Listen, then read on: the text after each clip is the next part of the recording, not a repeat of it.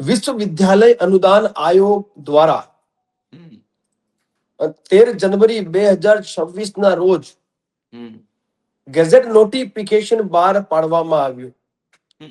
એમાં જે સામાન્ય વર્ગના જે છાત્રો છે એમના સાથે દુર્વ્યવહાર કરવામાં આવ્યો છે. કઈ રીતે કરવામાં આવ્યો છે એ જણાવવા માંગુ છું હું ગુજરાતની જનતાને. હવે આ જે ગેઝેટ પાસ થયો છે સંસદમાં, એમાં આ લોકોએ એસસી એસટી અને ઓબીસી એ લોકોને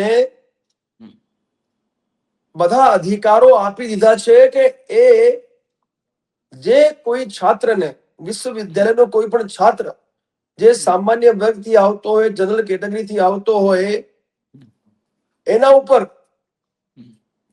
આરોપ લગાવી શકે.